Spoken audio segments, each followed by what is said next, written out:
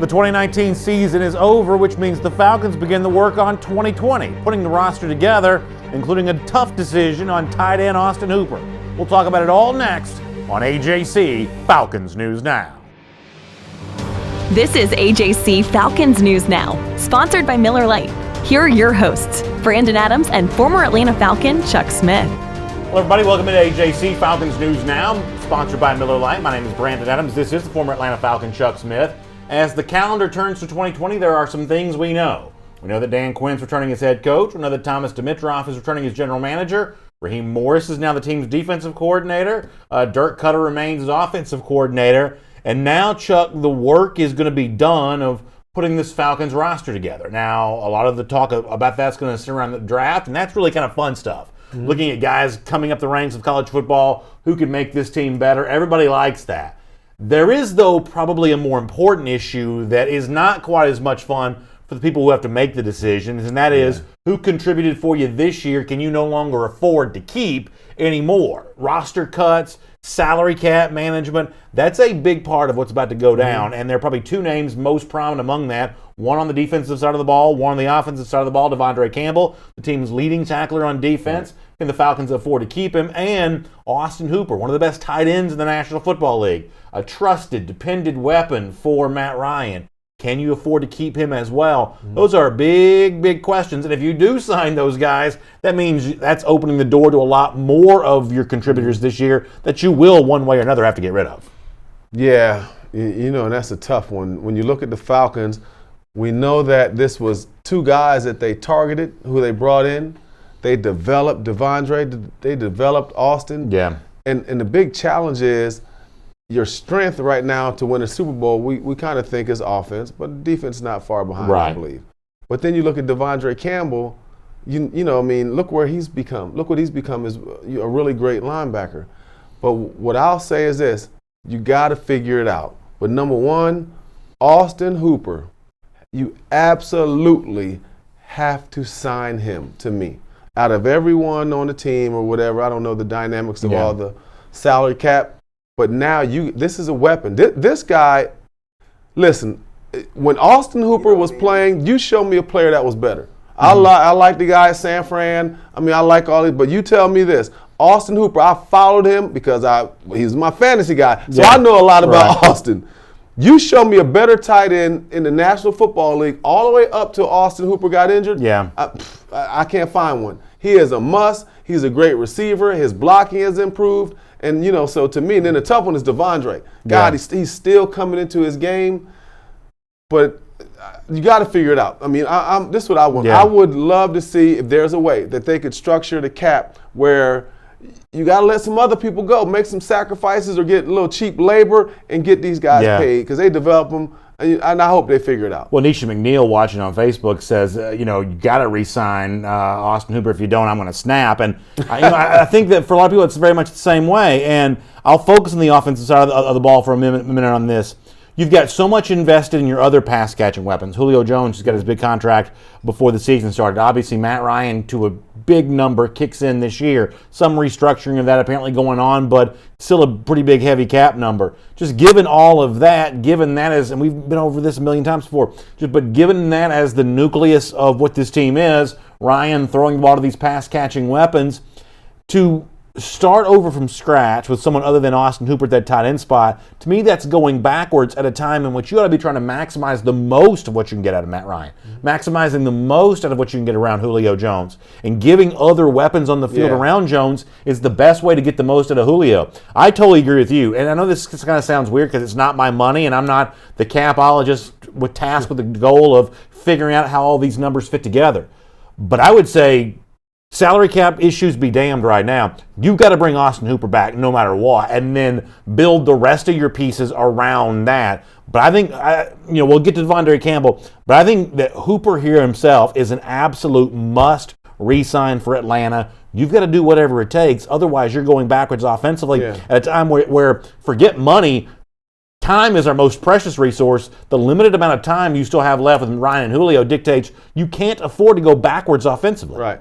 Austin Hooper now, think about it. These last couple of years, Austin Hooper, he has absolutely been everything you look for in the tight end.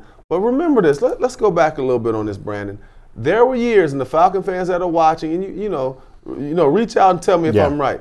There was a time as Falcon fans when we talked about Matt Ryan needs a tight end. Yeah. There were off seasons where the tight end was one of the big topics. Austin Hooper has done so well, we kind of forget about that. You sort of take him for granted. You got to get him signed, and let's think about it like this. He's a Pro Bowler. Yeah. And as much as we're talking, you got a Pro Bowler at tight end. He made a Pro Bowl last year. So Austin Hooper, I mean, it's a no-brainer. You know what I mean? I would love to get him back, but I'll tell you this. I like what the Falcons will do, though. Now, I like that they'll figure it out. You know, you've seen recently they did paid Grady some money up, to get more money. Kind of restructuring that. You know, there's some things that are happening with Devontae Freeman, some restructuring. And also Arthur Blank and those guys figuring out, doing a good job when they were with Julio. I mean, that was a very detailed, kind of creative, down to the wire type of thing. So I see the Falcons, they're willing to do that. Yeah. And you got two young gunners. I believe they'll figure it out, but it starts with Austin Hooper. Let me get a couple YouTube comments. I want to further this discussion a little bit more. Anthony Wright says, what's happening, gentlemen? We absolutely have to re-sign Austin Hooper, and we absolutely have to re-sign the defensive tackle Tyler Davidson. So Anthony weighing in on that. Real Patman saying that, speaking of Campbell, I wonder if you give him a little more money to take over Vic Beasley's role as that stand-up edge rusher. The man is excellent against the run, and he's trained to rush the passer. And what happens with Beasley after kind of getting that sort of show-me contract a year ago, it is interesting. He actually had, by the time you factor in the second half of the season, a pretty good year. I don't know that Falcons fans would embrace him returning in kind of the role that he occupied this year, but if he's in kind of a lesser role for lesser dollars, if Beasley would agree to that, does that give you a little bit more flexibility with Devondre Campbell at that moment? Yeah, I think so. I mean, when you look at it like that, I think Devondre, they've tried Devondre as that stand-up rush guy a few times, what I mean? And, wasn't as successful with it. But I think he showed this year, Devondre did a good job of pressuring in the middle and when he had an opportunity. So, that's kind of like hidden. Wasn't as, Falcon fans probably wouldn't notice that as far as Devondre. But I'll tell you a little bit about Vic Beasley. I think Vic Beasley did a good job of somewhat, finishing strong. But I'd love to see him develop one day and stay here. But now the money's involved. Sometimes I believe a player needs a fresh start under these circumstances. Because listen, he's going to be under the microscope every second the rest of his career. Yeah. As soon as he doesn't get 3 games, people are going to go back to, this and that. And just from the standpoint of the emotions and the compassion and somewhat showing for Vic Beasley, I hope he gets his money and he finds somewhere where he gets a fresh start where, every time, they talk about him, well, he didn't get 60, he got 60 sacks and now nothing, right? So no matter what he does here, unless he goes on a run, 10 sacks or something like that, it's going to always be this negative vibe, in my opinion, around him. And I hope he gets his money, goes somewhere else, becomes a great dominant player, gets sacks and sacks on sacks. But I'll just say this. There is a chance. This is just my. Hey, listen. I told you about Dan Quinn. That's right. You absolutely did. Hey, listen. That production in the end, and a few little tweaks that the Falcons made, that I, kind of have a little bit of knowledge about. Yeah. I think you're right. Listen. When you watch Vic Beasley in the end, Vic was using a couple little moves. Now he had changed. Vic Beasley got down to the 3. So again, just because of the cap part. And I'm in the dream world, so to speak, where you get the best, you get Vic to become that guy, which I would like to see that happen. But it's going to come down to money. But I wouldn't be scared if you got him at a good price. But think about what happens. I mean, think about, like I said, and I don't want to keep going over it. He doesn't get sacks in 4 games. The pressure of the whole city's on this dude's back. That's the thing that I hate most about him. And I have to evaluate him because it is what it is. Production's all that matters. It'd be easier for him in another city where he's not that city's first-round draft bust. Exactly. And I hate that anybody. And that's a terrible thing. Can you imagine everywhere you go? Oh, it's people talk about it every day. So I feel bad hard for to live that. with. But it also, production's all that matters. And he hadn't had the production. It's kind of like how I get treated in our comments section every show. They be on your beat. Speaking of comments, Daniel Stewart on Facebook says, but when it comes to the offensive line, I think that's a really important issue too.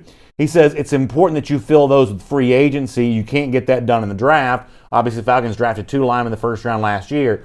I'm going to take what Daniel says here and kind of spin this way. Now, I am totally aware of the fact that we can't sit here and say, oh, you got to bring this guy back. You got to bring that guy back. You can't bring everybody back. You can't afford to.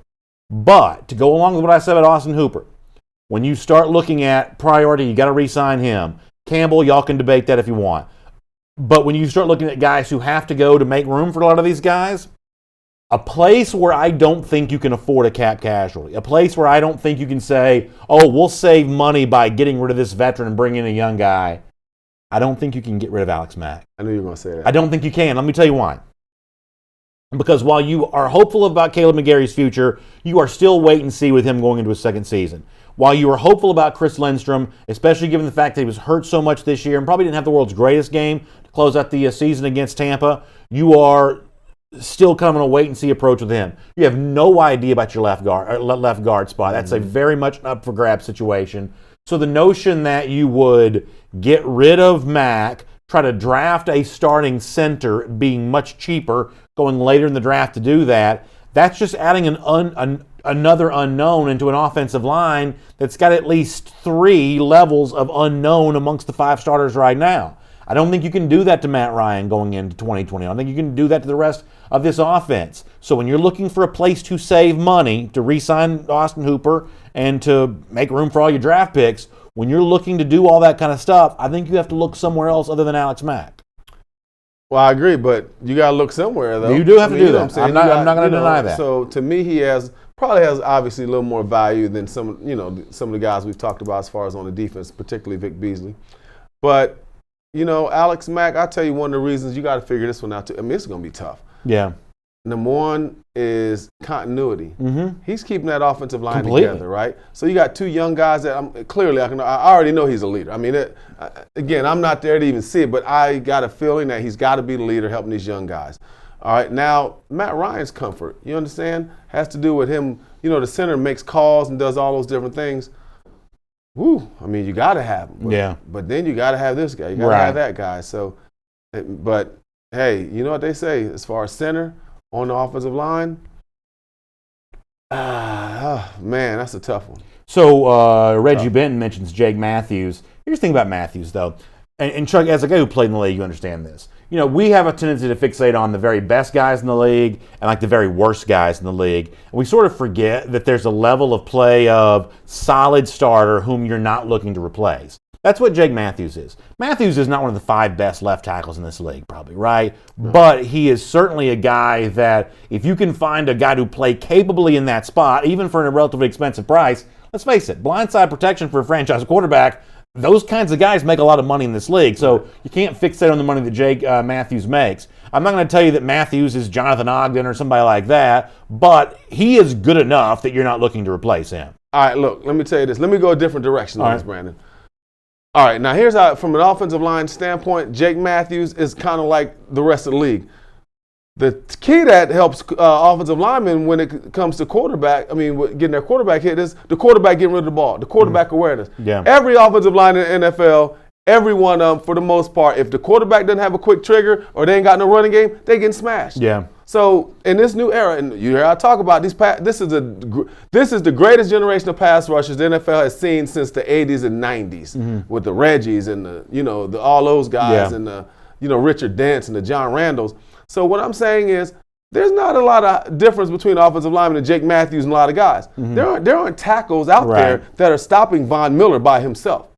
Ain't no guards out there right now one-on-one stopping Aaron Donald. So what has to happen, the better offenses right now have the better offensive lines. Yeah. Because they're getting the ball out quick. They're very productive. So when you look at Jackson, you look at what he does. So look at all the different two-way goals. So to me, I'm fine with Jake Matthews because this is basically how the whole league is. Yeah. You show me, what's the guy in Philly? Oh, he's so good. Right. What is he doing? Right. Look, go look at even your favorite team. Yeah. Go look at Baltimore and go look at ultimately the teams that run the ball and can throw the ball have the better offensive lines. So when you ain't doing that, sure, you're gonna get whooped. You're gonna get whooped. So Jake Matthews is fine. You can't have but so many all pros on your line. Sure. You know what I mean? So I do get that. You can't do that. It's AJC Falcons News Now, sponsored by Miller Lite. That's Chuck Smith, the former Atlanta Falcon. My name's Brandon Adams. We appreciate Miller Lite making it all possible. They're the official beer of the Atlanta Falcons. It tastes great, and it's just 96 calories.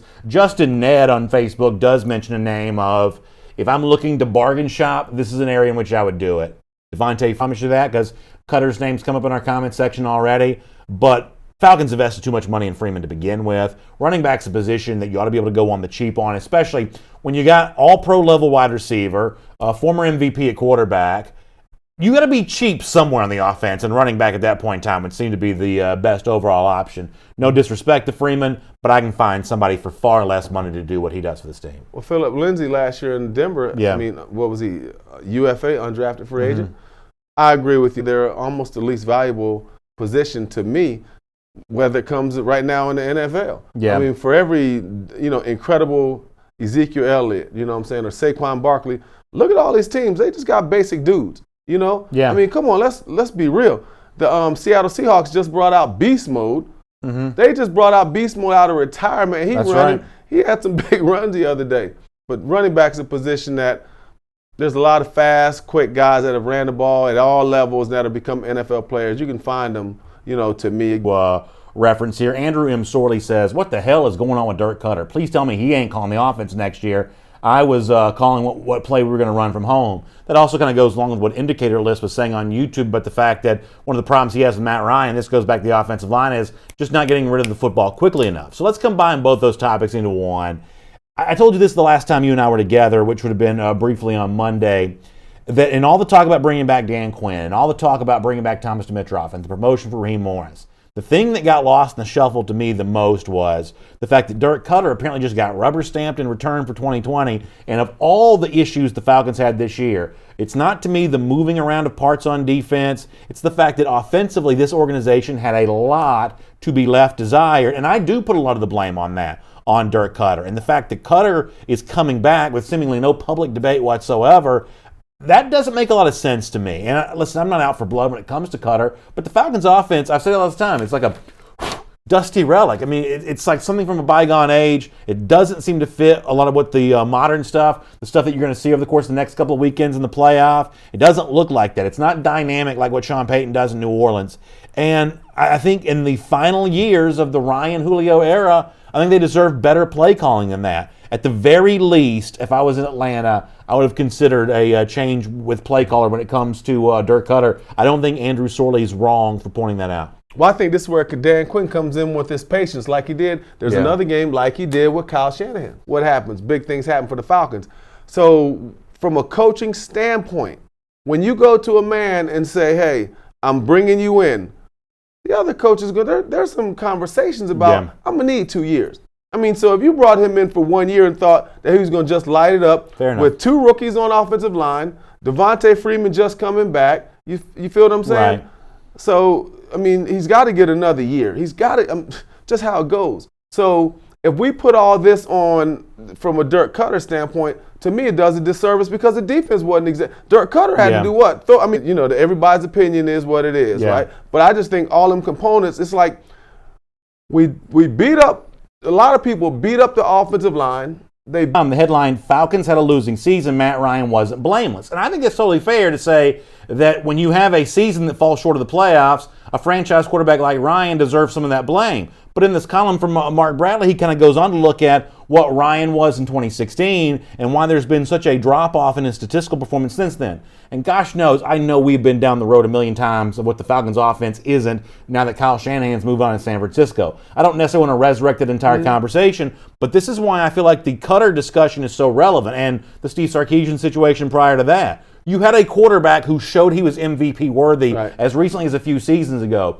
The fact that this offense this year was such a far cry from that, I think you have to asking yourself questions of, well, why is it so different? I don't expect Koetter to be as good a play caller as Kyle Shanahan was, but when the results are as starkly different as they were, I do think that puts a spotlight on your offensive coordinator. Well, also, I mean, you saying that, I don't believe in some of the stuff that Mark Bradley's writing. So just because Mark wrote it don't mean that he's 100% right. Fair enough. Mark went out there and threw out all these analytics, big Willie online. So some of the things that Mark Bradley said is, to me, they're loaded. I can get on there and look at it, but you got to look at the rhythm of the game.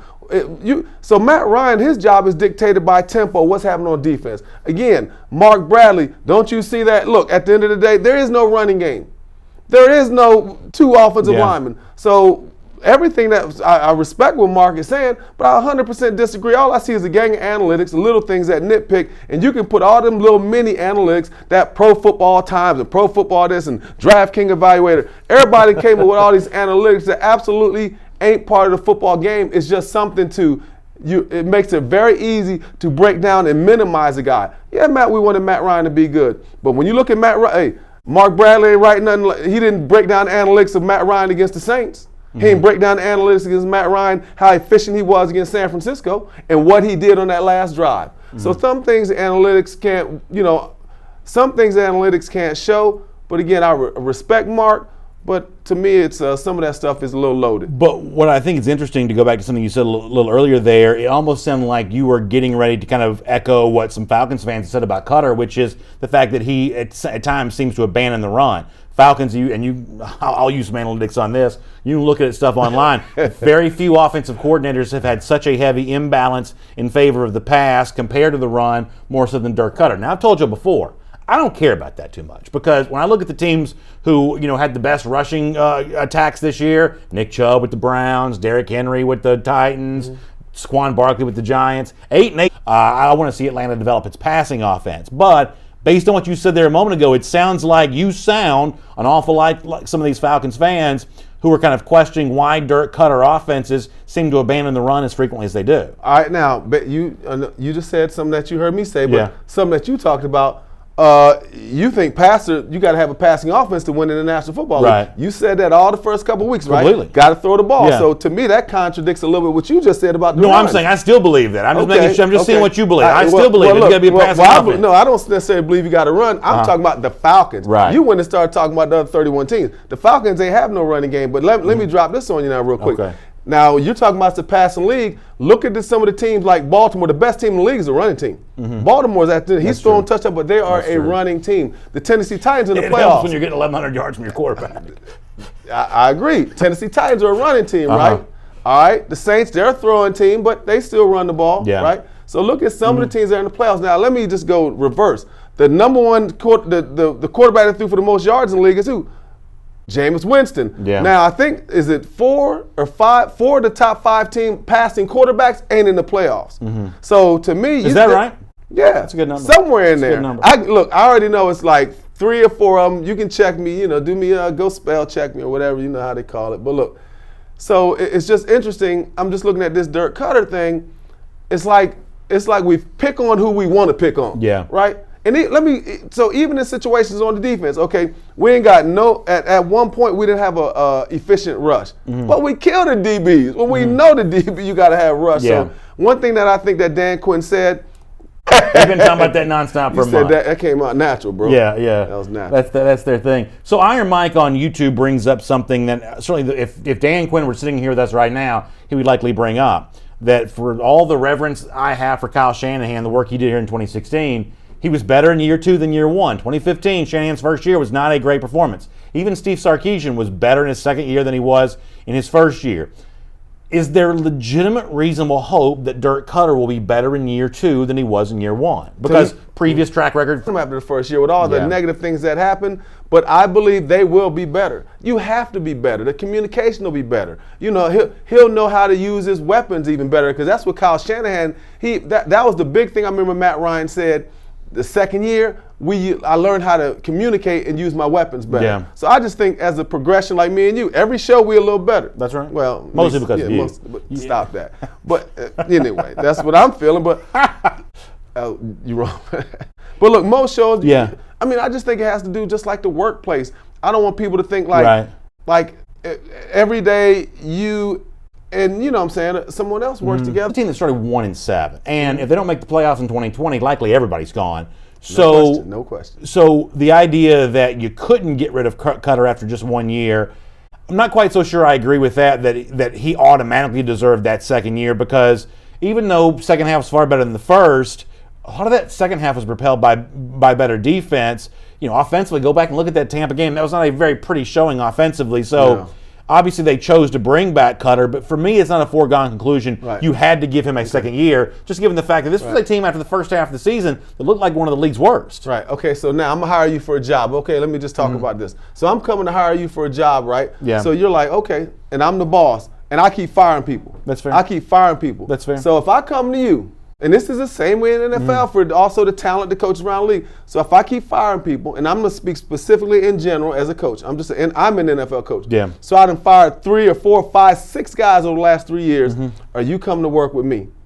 Are you willing to take that chance? That's a fair argument. On your family, Yeah. bringing them in. So again, football. Because Cleveland has that problem. Yeah, things that fit in there that as the game grows, I want more fans to be, you know what I'm saying, understanding. Because there's so many little things that go in there where I'm not saying that was the case with DQ. Sure. But I can tell you this right now.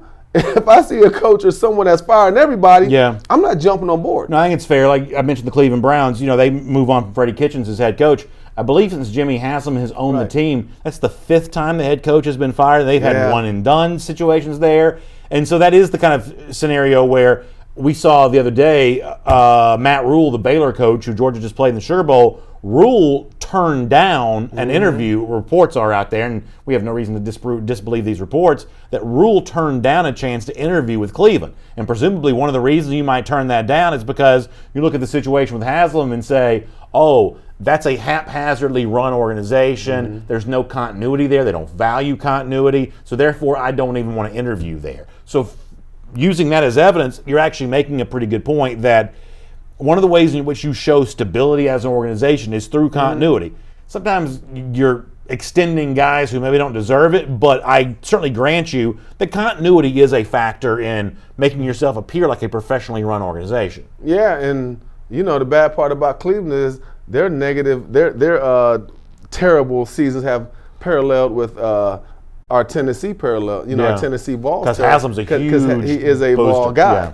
But bouncing people are bouncing. But I just think it's okay. Real quick, Kansas City, good example. Yeah. Eric Bieniemy, they've been there for a minute. Right. Patrick Mahomes, they were like, hey man, this guy's gonna be pretty good. So I think it helps to have some stability there. But And Bieniemy's getting his interviews right now. Looks like he's on his way up. I think he can get that job? He's on his way up, on his way out. That'd be cool. Hey, let me do a couple more comments here, then I want to talk about a few other things. It's AJC Falcons News Now, sponsored by Miller Lite. Miller Lite, the official beer of the Atlanta Falcons. It tastes great, and it's just 96 calories. Jared Turner says, if you look at the Dan Quinn record as a head coach, who do you blame? All I see is another Jason Garrett out of him. Now, we'll get to Garrett and the Cowboys here in a moment. But do you see evidence that Quinn is more than that he's more than what Mike Smith was? Because really, when it's all said and done, Blank is going to show more patience with Quinn than he showed at the end with Mike Smith. Smith had a long track record of winning seasons, a couple losing years, and he was out.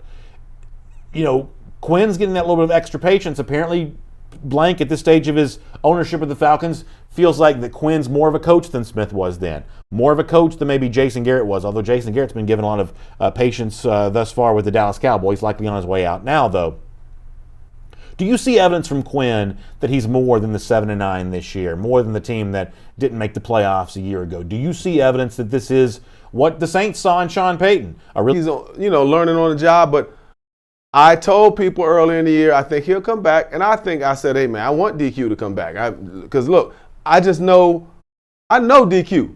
So I kind of already know the kind of person he is. And I'm not saying this because we cool. I'm saying this because in the business, there are guys that are smart enough. To me, he's still one of those guys. I almost call him like the guys that are the proteges. You got to stick with him because he does, his system and stuff. I know we hate all the coaches speak, but this cat is doing it in the right way. I want fast and physical, right? I want to make the adjustments. I want my coach to fire dudes till we get it right. Yeah. I'm good with that.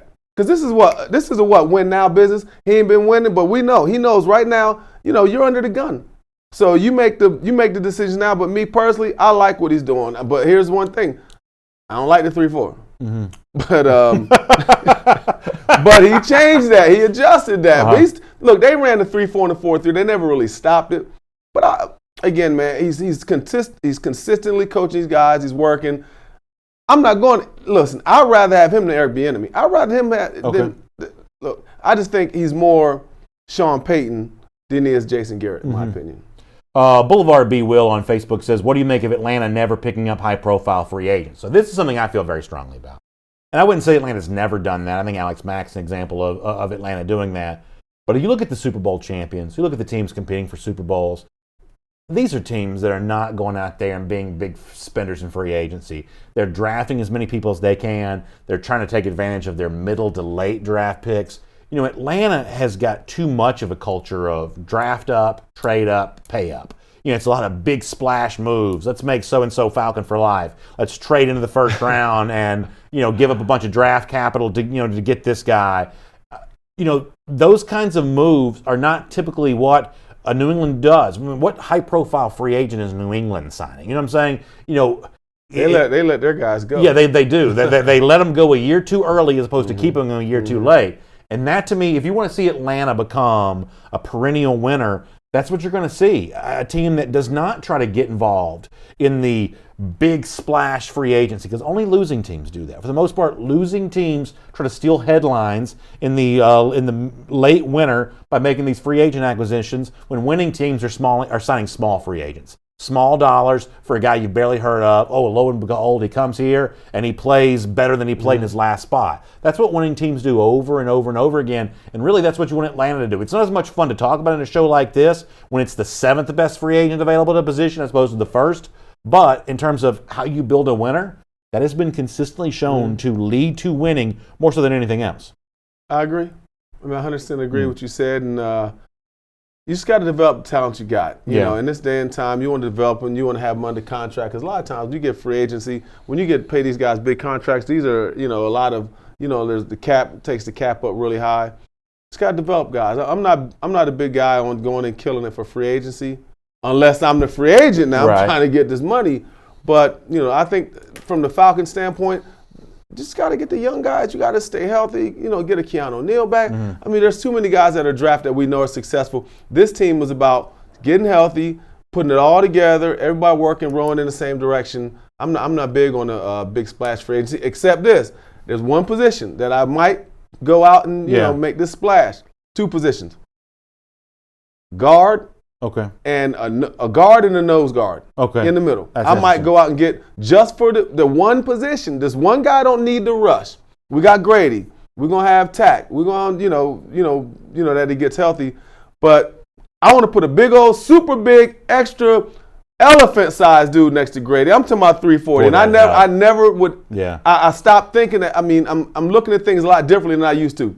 I want a giant, big dude like Snacks, like in Detroit. I want a big old dude, or Leonard Williams, that let Grady work. He taking over responsibility on the D-line. Those are and that guard, I would love to get one more guy, because I watched Lindstrom, and I think him and McGarry, they're going to be way more effective on the run than pass rush. I want to see them guys get turned loose running the ball a little bit. Sorden app 90 on YouTube says, that's true, Brandon, but we also trade up to acquire fourth rounders. Yeah, the trading up stuff in the draft, they got to stop doing that kind of thing as well. You got to trade back as much as you can.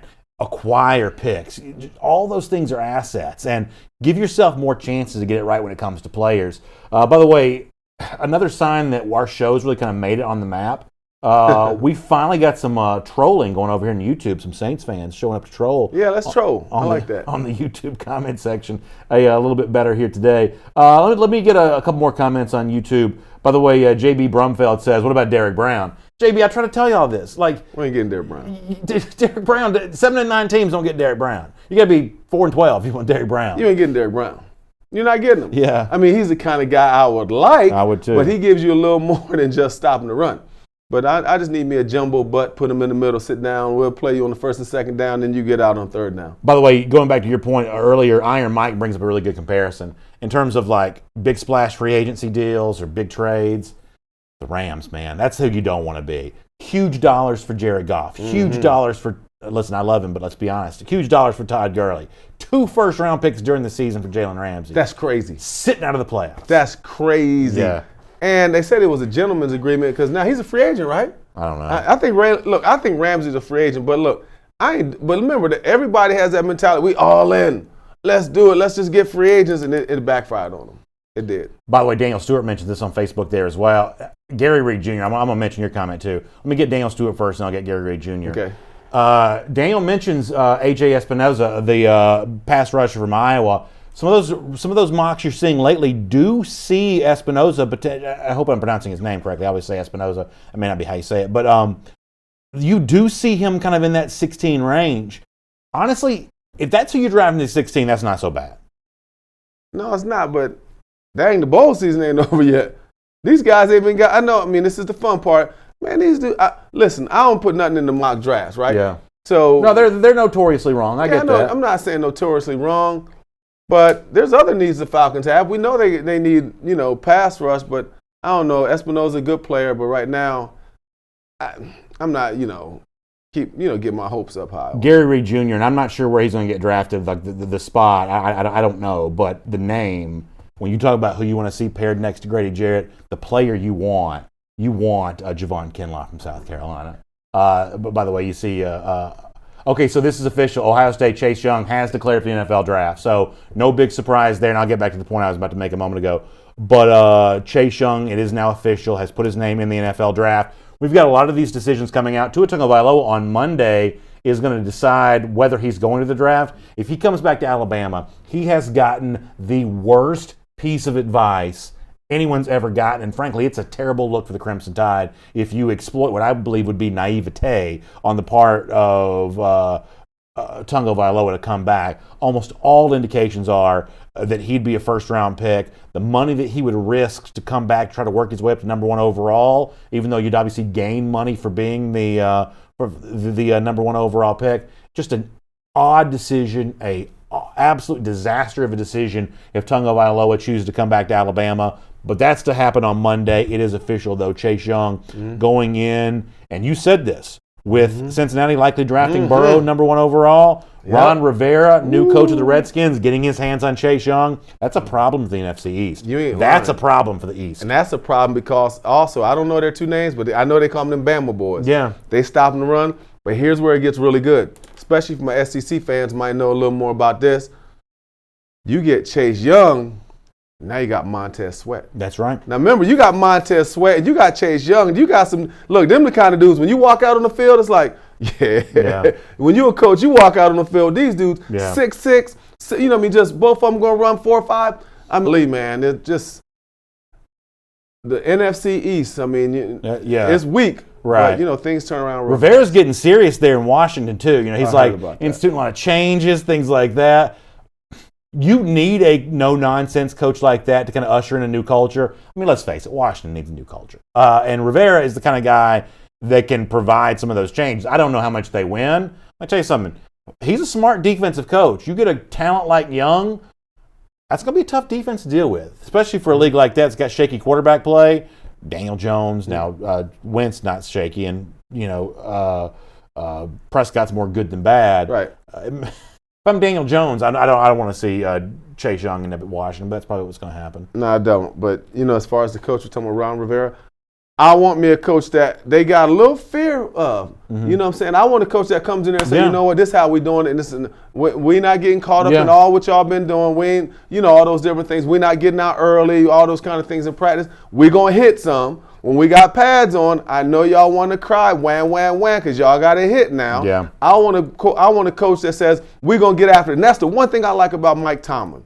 The one thing I like about Mike Tomlin, them dudes will put the pads together, get after it a little bit. Yeah. And again, also looking at like the Dallas Cowboys, they never got in pads, man. It's like a country club out there. So to me, Ron Rivera, I'm with that. I think the young boys, I think the young men now in the NFL, they need a little more tough love. I think they're so used to getting people kissing their butt from college and high school, they get to the pros and think, oh yeah, I'm at the All-American game. I'm kicking it. I get to do what I want because everybody want to do what. So anyway, I want me a tough coach. Give me a head buster, old school coach. Name. I think he's right about this. Now, projections are he's likely a first-round pick. I would have liked him better as a second-round pick, but likely a first-round pick. Javon Kinlaw from South Carolina. Let me tell you this. I like Kinlaw. I make no apologies about this. I'm a Georgia fan.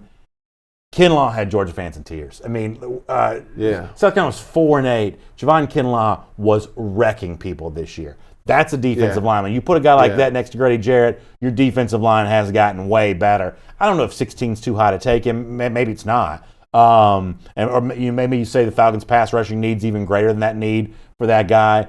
All I know is this. Javon Kinlaw in the SEC this season on a bad team, you can't play better than Kinlaw did on a bad team. You can't do it. Yeah, I think he's a fit. I think he's a good fit. Kinlaw can get upfield, but also you got to look at how he fits in the defense. You know what I mean? You got to look at how Dan and project what they can do to improve him. So the Kinlaw you seen that, that put his hands on pimp slap, put an elbow, DDT, I'm kind of rubbing it in a little bit. Yeah, on no, the dogs, it's hard. Came off the ring ropes, but nah, seriously. Yeah.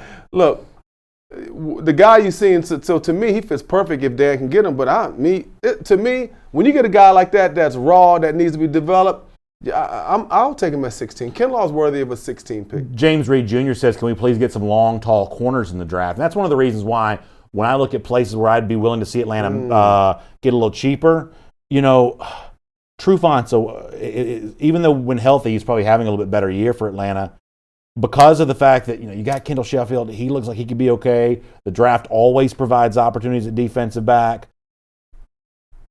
Trufant would be a name I'd be willing to consider getting a little cheaper with. So when I go check my email, when you hit the send button, yeah, and you get that noise, yeah. So Trufant, I'm gonna hit that send button. I'm gonna go. Yeah, I'm willing to replace him. It's time to go. So I hit that send button on my email saying I'm sending it to someone else. I'm sending you up out of here. That yours. Yeah. So when I see it send on my email, it goes. Yeah, that's what you're gonna do. Well, what about Keanu Neal? You giving him the shh? No. Okay. I'm sticking by my guy. 2 injuries, but we've seen guys have multiple injuries and come back and have super successful careers. I'm riding with him. The guy, he might not necessarily be what he was, but in this new technology, I'm not giving up on Keanu, man. He's one of our guys we drafted. I'm giving him another shot. And, definitely give him another shot. If he gets injured, then it becomes a business decision. So somewhat, I know a lot of folks always say it ain't about loyalty, but sometimes you got to show a little loyalty and believe in the guy and see what happens. Indicator List on YouTube brings this up. Can I mention this? I don't mean to get on soapbox about this, but another reason why it would be crazy for Tua Tagovailoa to come back to Alabama, when you're entering the draft next year, you've got in all likelihood Trevor Lawrence and Justin Fields in that same draft. Now, I'm not saying that Tua would definitely be drafted behind them. I mean, I am. Trent Dilfer's called Tua the best draft prospect he's seen. Even now? Well, I mean, injury changes that some. Before that, Dilfer, who was the coach of the Elite 11, has raved about Tua. But the competition to be number 1 overall next year is deeper than the competition to be number one overall right now. I agree with you. Yeah. So here's another thought. You've talked about, from a football standpoint, the draft, where he'd go, and we've talked about a little bit about Tua and just, taking a terrible risk from the injury standpoint. Plus, if Tua go in the second round, he already a millionaire. You a millionaire, anything that happens up front, so it could be worse. But here's my thing. Let me talk about it again. I've talked a lot about quality of life again. If Tua goes back to Alabama this year, it's the biggest story argumentatively in Alabama football history in the last 25 years. For him to make that decision, but here's the other part of it. For the next 6 months to almost 8 months, Tua has to answer the questions. What? Should I have come back? Can I stay healthy? Are we going to be good? So to me, man, I'd rather go to the NFL. I'm a backup. I fade to oblivion. Because I can tell you this in the NFL, people are going to be saying, is Tua healthy? Tua gets a chance to rehab in a year, right? Unless he has to go in now. But he's come to Atlanta. Matt Ryan never get hurt. So. Right.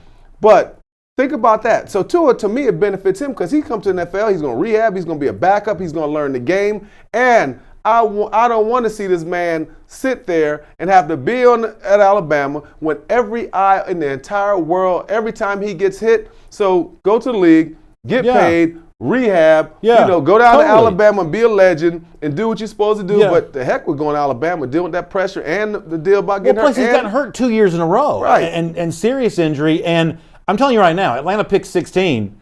First of all, think about how nice it'd be if he was sitting there at 16 and all the draft capital Atlanta could acquire by trading out of that 16 spot. But I'm going to tell you right now, if he were to enter the draft this year, I feel quite confident in saying that Tua Tagovailoa will have already been taken by somebody before Atlanta drafts at 16. I agree. I was going to say that. If you're a top 15 pick, you cannot come back to school. And if somebody around Alabama, if Nick Saban himself is trying to convince Tua to do that, become the number 1 pick the future year, they are selling him a bill of goods, and it makes Alabama look bad. Yeah, I don't believe he'll be there either. Because look, just by the people's the way they assess him with his skills, I don't think he'll be there at 16 either. But I'll tell you this now: if he's there at 16, whoever's there at 12, 13, 4, you know what I'm saying, 7, 8, 9, 10, 11, 12, I'm taking him. Yeah. And I'm taking him now from Atlanta standpoint. It wouldn't be a good look for Atlanta to get to him. But there are going to be some teams, I'm telling you, that got good quarterbacks. I mean, if I'm San Diego, I'm all over. So here's the thing. Like, in the NBA, they talk about draft and stash sometimes. You draft a guy, but you don't really use him. You won't hold on to his rights. What that gives you a chance to do is, I know you don't like talking about tanking, but the way that you can tank is draft a quarterback, and then because of an injury situation, you don't play him for a year. So Tua's coming off a major hip injury. That's a very difficult recovery. Mm-hmm. You could draft Tua, let him develop for a year. When you're not using your first-round pick on the field, it's hard to be good. All of a sudden, you're in the position to get another good draft pick the following year. I think Tua's injury, in a weird way, makes him attractive to teams to draft because it's a built-in excuse for being bad again one more year and getting another good pick the following year, which means you have Tua Tagovailoa at quarterback and some other major asset you drafted in the future year. The fact that Tua's too hurt to play is going to be a reason some teams are going to want to draft him. Okay, well, I agree with you. Yeah. Teams are going to want to draft him. Now, I did say that somebody's going to take him before 16. I ain't taking Tua before 16. I'm trying to look at right now, I'm trying to get a player that I know I can have for me. Yeah, Atlanta can't do it because Atlanta needs to win now. I ain't taking that chance. Mm-hmm. Now, I agree with that. Because Tua, I mean, you put him in the backfield, and look, he's not exactly Lamar Jackson. I mean, he's not a great runner at all. He's not. I mean, when you watch Tua, he's not a guy that takes off and runs and gets 20 yards. So what I would do is I'm drafting. The way the league is now, you can win a Super Bowl real fast. I'm drafting for need. Mm-hmm. If I'm fitting right, I need this position right here. I'm drafting. I'm not getting the guy and hoping and stash him away. That's just me. Tua, you cool. Somebody can get you, but not if I'm drafting. I ain't taking you. Nikki 2K's on Facebook says no to Tua. I hope he's gone by the time we pick, so the Falcons won't have a chance to be stupid enough to draft him. I totally get you on that. Atlanta is in a win-now mode. Atlanta can't stash a future quarterback, but you better believe if Atlanta sits at 16, Tua's in there, and let's say he just, for some magical reason, did fall to 16. I want to see Thomas Dimitroff with phones on both ears. Mm-hmm. I want to see him phones on both ears because at that point in time, you get a chance to make a trade that could potentially change the entire fortunes of the organization. Right. When you have that kind of asset, like a Tua Tagovailoa, if he were to come out, if he were to fall to 16 where Atlanta is, that's the kind of thing that you can set yourself up for a very nice future. You can draft starters for now and then also put yourself in a nice future situation, the kind of trade you could potentially make with a team that sees some value in Tua Tagovailoa. And by the way, those back-end teams, the teams trying to get up to 16, for the most part, those are teams that have starting quarterbacks, so they're not looking to play Tua in year one anyway. They're just looking to replace so-and-so in a future year, something along those lines. The kind of trade that you could potentially make if you're Atlanta and Tua is still sitting there at 16, that's the kind of thing, if you're a Falcon fan, that ought to get you salivating. All right, let me just give y'all some information to hold me accountable. All right. Tua's going in the top 10. I would see that. Tua, listen, the quarterback position is so scarce. It is. Look at the guys they got. There's somebody's going to take a chance. And listen, don't be surprised if Tua don't go at 5 or something. I'm telling you. Now, again, my philosophy is a little different. But the quarterback position is, I mean, you got to have a franchise. And some of these guys, if I'm Jacksonville, you got Nick Foles, I'm taking a chance. Absolutely. I am taking a chance. I'm stashing Tua, do whatever I got to do. Yeah. I'm letting my 2 scrub guys that play quarterback, and I'm saying, guess what? Tua, in a year or 2, go ahead and do your thing. You're our guy. No, I think that's true. James Kelly says, but Tua's injury might not let him play in the future. So what I'd say about that is you've got a risk associated with anybody that you might draft. The Tua hip injury, you're going to want to know more information about that for the team that drafts him. But the talent when he's healthy is sure enough that I'm willing to take on some injury risk when it comes to him. There are other guys that have risk about just how well they play the game. Yeah. At least with Tua, you feel like when he's been healthy, you know he plays the game well. Now, I do think that he's got to show he can be a little bit more durable. He's really gotten banged up a lot the last couple of years. He needs to show a little bit more durability. But I'm going to take on that risk of injury and draft him in the first round. I agree with you. Somebody would probably end up taking him in the top 10 because there's a risk with everybody. It's either an off-field character concern, it's an on-field concern about, is he really as good as the college stats show? Is it an injury concern? Everybody's got some risk. You can't completely mitigate against that. Yeah, I'm going to tell you a team that I like what they did this year. I like the Tennessee Titans. They got Jeff Simmons out of Mississippi State. Okay. He was injured. He had a torn ACL. He sat out the year. They brought him in. He didn't start the year. I don't know if he started on the active roster. He ends up starting to play, does a good job. But yeah, this quarterback position, I'm willing to take a gamble on that quarterback position. A lot of people are going to be willing to take a gamble. Me personally, I'm all about the need. I just look at it, if I'm going to go and get Tua, I want to get a player that we can use and is guaranteed, and there's no guarantee in the game, but I'd rather have a healthy guy than Tua. And like you said, man, Tua stay hurt, man. I was at one of the games when they played Tennessee. He wasn't just hurt, the big hurt. He stayed limping. Yeah. He stayed. It's everything. It's ankle, it's knee, it's hip, it's everything. You know what I'm saying? Yeah. JJ Blue 23 on YouTube has an interesting name. He says, what about drafting J.K. Dobbins, the Ohio State running back at 16? Dobbins is really good. I can't take a running back at 16 unless it's Todd Gurley. I ain't taking no. What? I'm saying, like, you just threw your boy. Todd Gurley. You would take Todd Gurley again now at 16. No, but he's hurt now. But for a good long while, he's one of the best players in the NFL. How many years?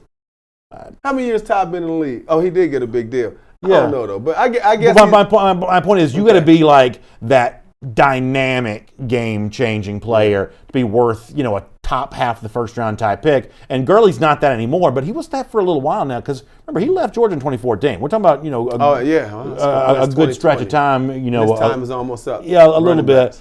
Dobbins is really, really good, but you got to find a running back in the fourth round. You got to be a good scouting team. You got to go out and find that diamond in the rough. Somebody you don't have to pay a lot of money to that can be as effective. If you're drafting Dobbins at 16, because it's harder to find a defensive lineman, it's harder to find a cornerback, it's harder to find some of those other positions when you start moving your way down the draft a little bit. You've got to find that running back late. I just think you do. Yeah, you got to go cheap and late for that. Sony Michel, Chubb, they were backed up in the first rounder? Yeah. One of them was second rounder first. Chubb was the second rounder. Sony did go late in the first round. Yeah. So if you look at where they are, but listen. I'm getting me a big boy, or I'm right now, the Falcons offense, we full. Mm-hmm. All right, we're full. We got 2 O-linemen. We got, it's good offense. We got great receivers. We got a tight end. We got 2 new offensive line. We got Alex Mack, who's basically a Pro Bowler in the middle. Mm-hmm. You got a MVP quarterback. So now we got to go defense. Mm-hmm. I'm going corner. I'm going D-line. I'm filling a need. Yeah. You know what I'm saying? So if it's safety, right, who's the best safety to fill that need? So the Falcons, so look, you need a pass rusher, right? You can't have enough pass rushers, all right? You need a pass rusher. You need a big jumbo butt to stop the run. Then you need a corner, and you might need a safety with Keanu Neal. I love Ricardo Allen. He's the truth. We ain't got to never worry about him. He's a dog. Mm-hmm. But, so I'm still filling needs. So think of where the Falcons, the possibilities, how good they can be. We've seen them be good. But offensively, I'm getting a free agent running back, or I'm getting a late round pick. You've got enough, man. Christmas is over for the offense. We got to give some toys, man, to the defense. Wayne Thomas, being honest on Facebook, says, hey, I wouldn't be mad if they reached and grabbed a running back there in that first round spot. And it's kind of funny. I'm glad to hear Wayne be so honest about it, because the honest truth is if we came on here day after the first round of the draft and Atlanta's taken Dobbins or DeAndre Swift or Travis Etienne, the truth is Falcons fans would be celebrating. These are guys we all watch play a lot of college football. Mm-hmm. They're obviously going to likely be good players in the league. Falcons fans would be happy about it in the immediate moment, but in a couple of years, that's when you probably regret that, because you mentioned cornerback. There just are not enough of these, as one of our commenters said, these tall, athletic cornerbacks. There's just not enough of them. You've got to draft them early because they're not there late. These edge rushers, you've got to get them early because they're just not there late in the draft. There aren't enough of them to go around. Running backs, unfortunately, has become a little bit of a prolific position where you ought to be able to find that guy a little bit later. So, yeah, on the Friday after the first round of the draft, on this show, comment section, everybody's cheering. Falcons got this big, high-profile running back we've all watched play on TV a bunch. But for the long-term future of the organization, that's not the best move. All right, well, I agree with you on that. But hold on, let me just throw you in. Let me just throw you. This is out of just left field. Yeah. With the 16th pick, the Atlanta Falcons pick, that kid Judy from Alabama. Listen, I wouldn't. Woo, listen, I like him now.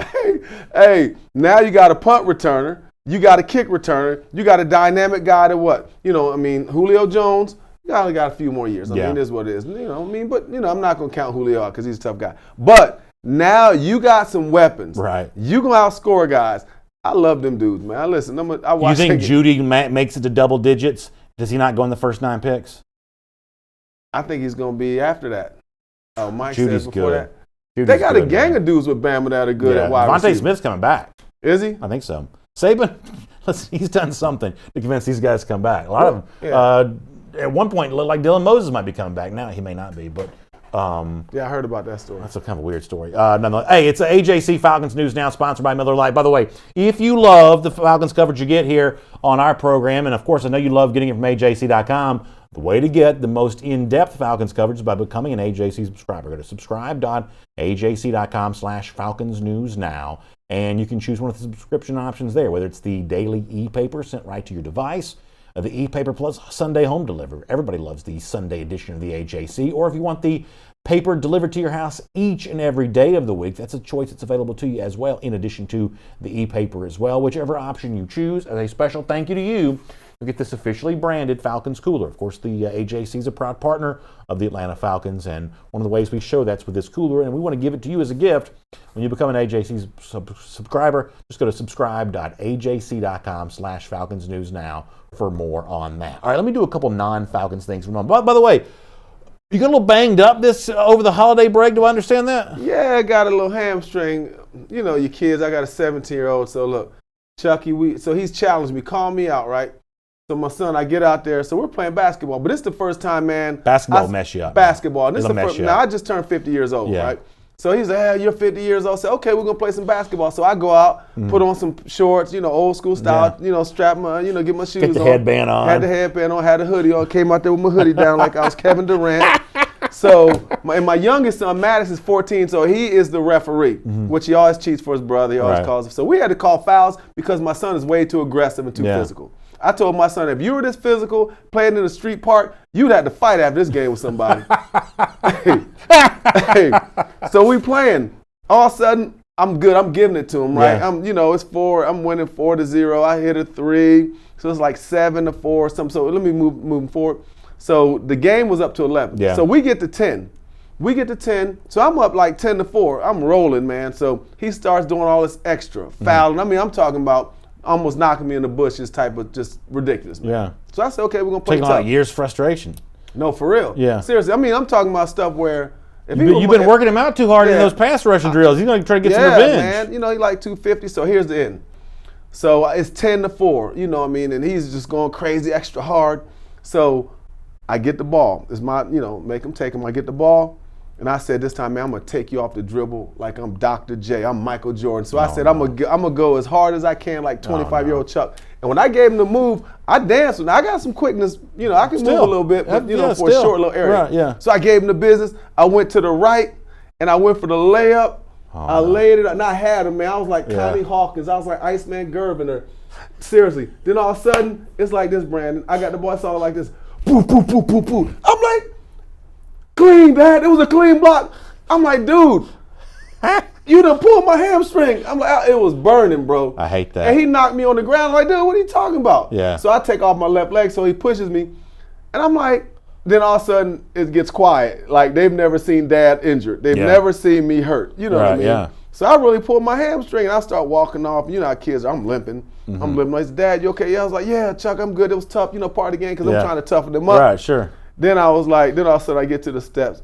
Them dudes broke out laughing, dude. That was so like high school, like we would do as a friend. I go in there, ice my hamstring. My wife's like, what happened? She's clowning me about being 50 years old, but I ain't done yet. It's still It's still 10-4. Look, it's an asterisk next to that game. I'm gonna win that game. We competing. I'm gonna win. Game being played under protest right now. That's how. I listen, I'm glad to see you soldiering through and being here today. Let me do a couple NFL things before we get ready to get out of here. So reports were ESPN had this: Jason Garrett out with the Dallas Cowboys. Cowboys, for now, are denying that any decision's been made about Garrett's future. To me, this is an example of why I've told you before that I think that Dallas is kind of a dysfunctional organization. If you're going to move on from Garrett, move on. Make the decision quick. Don't hold this thing over and hold this thing long. You know, you can say, well, ESPN jumped the gun on the report. Maybe they did on this, but everybody's pretty sure at this point in time they're moving on from Jason Garrett. This is the kind of thing that makes Dallas look bad, but beyond that, I would expect Dallas to make a high-profile hire. And so for Falcons fans who want to make that comparison of, well, you could have had this coach, you could have had that coach, take a look at who Dallas eventually hires. And that's a pretty good example on the high end, the exciting sizzle end of what Atlanta could have done if it wanted to make a coaching change. I think the best thing Dallas did is do that. New blood, new life, new offense. I think it's just going to help them. Don't be surprised if we go after Matt Rule. That's the perfect job that's for him. Interesting. And the Rule's also been linked to the Giants opening. Pat Why is he Shermer. so hot? Give me I hadn't watched him as much. Give me. He's a very good defensive coach. Very good defensive coach. Just a sharp guy all the way around. I mean, look at what Baylor was in the aftermath of Art Briles and the quick turnaround that he had there. There's no doubt that he's a good coach. Now, he didn't have nearly enough talent to stay on the field with Georgia, even a depleted Georgia. He couldn't stay on the field with them. But in terms of getting the most of the guys that he does have, he's a sharp defensive mind for sure. So it's easy to understand why he's attractive there from that standpoint. But Cowboys, a job that expects to come over sooner rather than later on official basis. Let's look at the two wild card games for Saturday and then the two NFC games for Sunday here for a moment there as well. We'll get a quick thought on those. Starting with the Saturday game, this Buffalo-Houston, that's the ESPN game. To me, the big story here comes down to this. Is this Deshaun Watson's coming out party where he really announces himself as the kind of big-time quarterback that's going to throw his team to these kinds of postseason wins? Really, Buffalo's had a terrific season, but I think Watson's the name to watch here in this game. And frankly, the reason why this game to me can still be really, really interesting, I really want to see what Deshaun Watson does in this spot. It's been 20 years since Buffalo's won a playoff game, but this is the Deshaun Watson show for me. Yeah, Deshaun, he's tough. He plays hard. He's a great quarterback. I mean, when you look at what he's done, it's quite amazing. He has taken himself from literally being, people didn't know if he could do all this. Remember the draft? I mean, there were people that were questioning Deshaun. I thought he should have been number one pick. But, this is coming out. But I'm going to tell you, Josh Allen, I've also seen this happen a million times. A guy comes in there like this, but he can run. To me, that helps. Listen, this isn't a great the Texans don't have a great defense. J.J. Watt's coming back. This is not a great pass rushing defense. It's going to be, listen, but I wouldn't be surprised if Buffalo wins because Buffalo got a killer defense. The night game on Saturday, by the way, Titans and Patriots could be the final time for Tom Brady in Foxborough. The Patriots, if they win, will be on the road for the rest of the playoffs. This could be the final home game for Tom Brady in a Patriots uniform. It's at least a possibility. It's been talked about a lot there in the New England area. That'll be a very interesting subplot to watch out for this game on Saturday night. You really think? I don't know if Tennessee, they run the ball, they're heavy. I know they've had some success I have lately. a hard time seeing them have a success. I don't. Wentz had such a good season with really no help from his receivers whatsoever. I think you and I are both of the same mind, though, that against Russell Wilson, even though Eagles are at home, that likely comes to an end. Yeah, I agree. And I think, they've already done it one time before, but the only thing I'll say about the offense from Seattle, their offensive line is like really, really, really bad. Russell Wilson's doing a lot with a little from the production from the offensive line. Defensively, they don't rush either. But I think Philly's going to win. Oh, you do? I like Philly. Oh, is that right? Okay. I know. I'm just saying he's done. I just think Philly, the defense, the crowd, Philly's defense is rocking and rolling now. But sometime, man, when you get on the roll, you start believing.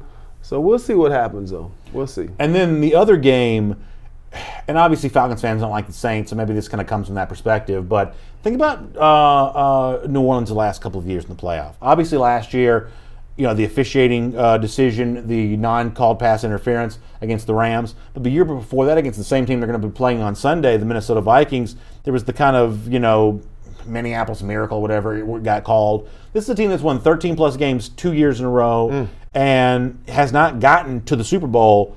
How much pressure do you think New Orleans plays with in this game on Saturday, knowing that they're a 13-win team again, who's not playing in a bye week situation, having to play wild card weekend? Is there pressure on the Saints here? Because they've had big, gaudy records last couple of years and had heartbreaking playoff losses in each of those years. Having to play on wild card weekend against a Minnesota team that, Dalvin Cook a little bit banged up. I mean, how much pressure do the Saints face in this game? I think the Saints have the most pressure out of anybody left in the playoffs. Okay. Because of 13 wins. But I think this is listen, you got Michael Thomas breaking records. Yeah. Every week Drew Brees is breaking records. Yeah. So these last couple of years we've heard about records they've broken. And I just think the faithful from New Orleans, they want another Super Bowl. And they also see, is Drew Brees' talent being wasted at this point in his career? He's still playing at a pretty high level. But I just know the fans in New Orleans, the pressure's on. As much as we talk in the paper every day, folks in New Orleans, that's what they talk about, holding that whole region. So like we all, Super Bowl or bust. Because of you go 13 wins, you got Michael Thomas, you got Alvin Kamara, you got a defense with all these studs, and these guys are breaking legendary records. Yeah. Anything less than the Super Bowl, I understand that. Hey, man, good stuff. Thank you, brother. Thanks for being here today. Happy New Year, all of you. So this is what the show's going to be like in the offseason. A lot of draft talk, a lot of salary cap stuff, a lot of how does Atlanta get better, and a little bit of NFL stuff mixed in there as well. Thanks for making it fun for us today. We'll see you back here again on Monday, 1 p.m. Eastern Time, for AJC Falcons News Now, sponsored by Miller Lite. Huge thanks to Miller Lite for making it all possible, the official beer of the Atlanta Falcons. Y'all have a great weekend. Enjoy the wild card games this weekend, and we'll look forward to seeing you back here again on Monday. Talk to you then, everybody.